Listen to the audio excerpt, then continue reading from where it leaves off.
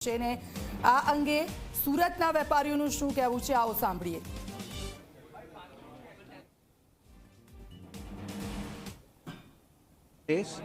The third aspect, which is very important, is the focus on the rural sector and also the four aspects of women, the farmer and the poor being taken care of.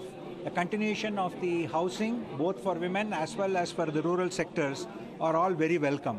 So this takes care of the equitable growth approach of the government. And we have to wait and see regarding the direct tax and indirect tax proposals. As the finance minister has said, that will be taken up only in the final budget. So therefore, this budget does not cover that.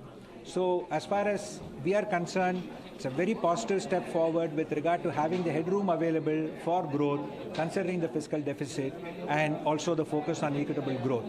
From an industry perspective, obviously we will wait for the main budget to come to look at that details. Thank you. Taxes, no difference is custom duty, no difference is in diamond tax related. કોઈ પણ બદલાવ અમારી industry માટે એમના આવ્યા નથી, કારણ કે આ સરકારનું એક અંતરિમ બજેટ હતું ને એમ કહીએ તે કે 1 કે 2 મહિના માટેનું જ આ બજેટ કહેવાય ને જે નવું ઇલેક્શન પતશે અને જે નવું બજેટ આવશે તેના માટેની જ અમારું ફોકસ અને અમારું ધ્યેય હશે. જ્વેલરી ઉદ્યોગ અને ડાયમંડને ઉદ્યોગ માટે કોઈ જાહેરાત કરવામાં આવી નથી. जी आपका नाम? अतुल मोहता. अतुल जी, बजट को लेके क्या आशा अपेक्षा थी, क्या सफल हुआ?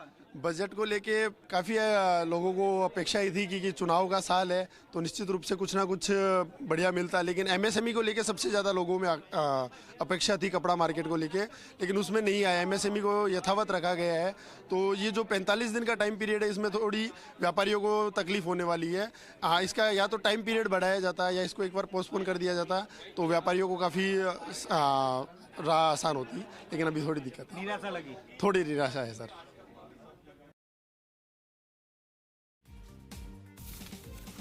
તો જે વેપારીઓ છે તે લોકો આને અંતરિમ બજેટ છે અને તેમાં હીરા ઉદ્યોગને લઈને કોઈ જાહેરાત કરવામાં નથી આવી અને આશા રાખી રહ્યા છે કે ફરી એકવાર જે બજેટ આવશે તેમાં હીરા સેક્ટરને લઈને કોઈને કોઈ જાહેરાત કરવામાં આવશે, પરંતુ અત્યાર સુધી આ જે ઇન્કમ ટેક્સ સ્લેબમાં કોઈ ફેરફાર કરવામાં નથી આવ્યો. આગામી 5 વર્ષમાં 2 કરોડ વધુ આવાસો બનાવવામાં આવશે. સાથે સાથે મહિલાઓ છે, ખેડૂતો છે, તેમને પણ આવરી લેવામાં આવ્યા છે. ટેક્સ રિફંડમાં લાગતો સમય છે તેને ઘટાડી દેવામાં આવ્યો છે. નાણામંત્રી નિર્મલા સીતારમણે આજે બજેટ રજૂ કર્યું છે. 7 લાખ સુધીની આવક પર કોઈ ટેક્સ નહીં લાગે. નવી મેડિકલ કોલેજો ખોલવામાં આવશે. મત્સ્ય સંપદા યોજનાઓનો વ્યાપ પણ વધારવામાં આવશે અને વધુમાં વધુ સી ફૂડ છે તે એક્સપોર્ટ કરીશું તેવું પણ કહ્યું. તો દેશના રોજગારીની મહત્તમ તકો મળવી જોઈએ. નાણામંત્રી નિર્મલા સીતારમણે બજેટ જ્યારે રજૂ કર્યું ત્યારે તેમણે દેશની જનતા ભવિષ્ય તરફ જોઈ રહી છે તેઓ આશાવાદી છે અને પ્રધાનમંત્રી નરેન્દ્ર મોદીના નેતૃત્વમાં આગળ પણ વધી રહી છે. 2014માં જ્યારે કામ શરૂ કર્યું ત્યારે ઘણા પડકારો હતા તેવું પણ તેમણે કહ્યું. एक ऐसा तबका है जो कहीं ना कहीं अभी एड्रेस नहीं हुआ था, उसको बार बार प्रधानमंत्री जी ने एड्रेस किया है.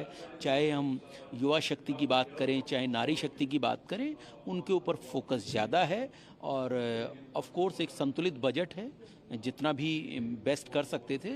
सो क्वाइट होपफुल कि आने वाले वक्त में और अनाउंसमेंट आपको दिखाई देगी.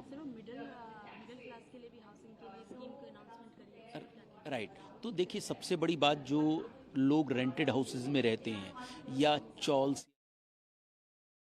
ને પણ ઘણો ઉમદા પ્રયાસ આદરણીય નાણામંત્રીએ ભારતની ઇકોનોમીને નવી દિશામાં લઈ જવા માટે કર્યો છે. આ બજેટમાં શક્ય એટલા પ્રયાસોની સાથે સાથે અત્યાર સુધીમાં ભારત સરકારે જે એચિવમેન્ટ કર્યું છે તેમનો રિપોર્ટ કાર્ડ જે એમણે આપ્યું છે.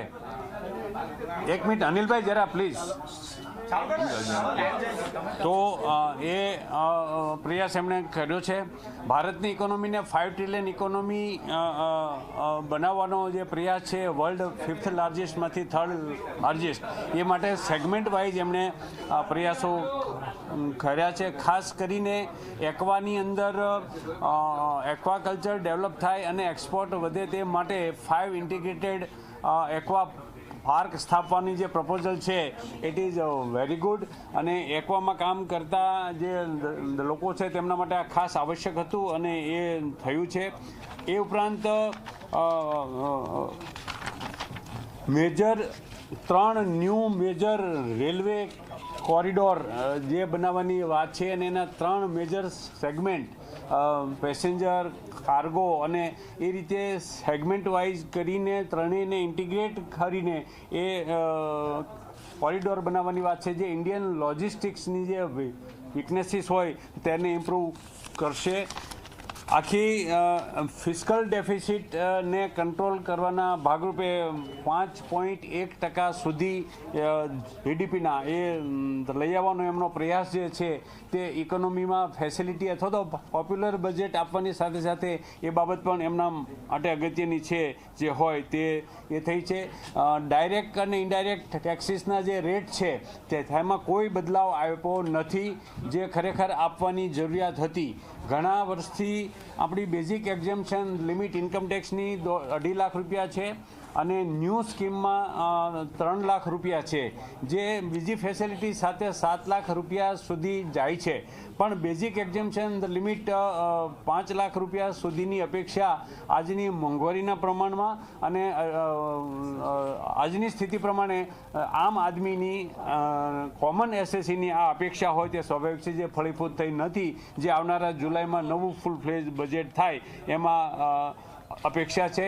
Pre filing return of income tax અને 26ASનું જે TDSનું ફોર્મમાં જે ક્રોસ વેરિફિકેશનની જે ફેસિલિટી છે તે કાબિલે દાદ છે. ઇન્કમ ટેક્સ ડિપાર્ટમેન્ટ જે CBDTના માધ્યમથી જે ઓનલાઈન ઇન્કમ ટેક્સ ફેસિલિટીઝ છે, જે ખરેખર અભિનંદનને પાત્ર છે. આખા દેશમાં સૌથી સારું ઓનલાઈન ઇન્ફ્રાસ્ટ્રક્ચર હોય તો એ ઇન્કમ ટેક્સ છે. Within few minutes you are able to file your income tax return. અને એમણે જે વાત કહી કે 93 દિવસે જે ઇન્કમ ટેક્સ રિફંડ અપાતા હતા તે હવે 10 દિવસમાં અપાય છે. ઇવન મારે એ પણ કહેવું જોઈએ અને સ્વીકારવું જોઈએ અને નાણામંત્રીને અભિનંદન આપવા જોઈએ કે ઇવન એક અઠવાડિયામાં પણ ઇન્કમ ટેક્સ રિફંડ આવી જાય છે. પણ નાના રિફંડ નાની સાઇઝના છે તે ઝડપથી આવે છે.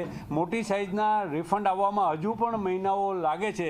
તેને સ્ટ્રીમલાઇન કરી અને એ બાબતને એડ્રેસ કરવાની આવશ્યકતા છે.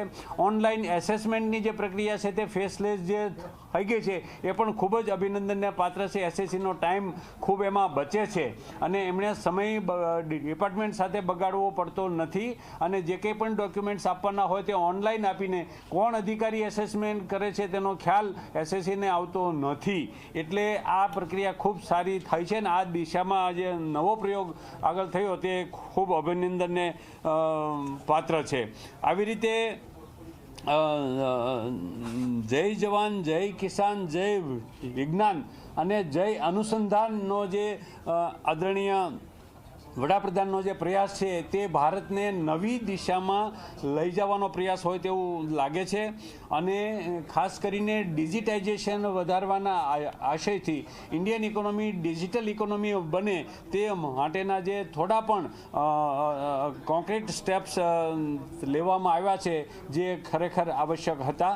અને જુદા જુદા સેક્ટરને પ્રમોટ કરવા માટે જે કોમ્પ્રેહેન્સિવ લાર્જ નંબરમાં જે ચેન્જીસ આવવા જોઈએ એ હજુ પ્રથમ દ્રષ્ટિએ દેખાતા નથી. બજેટનો વિગતવાર અભ્યાસ કર્યા પછી જે ખ્યાલમાં આવશે તો એ આપણે જણાવી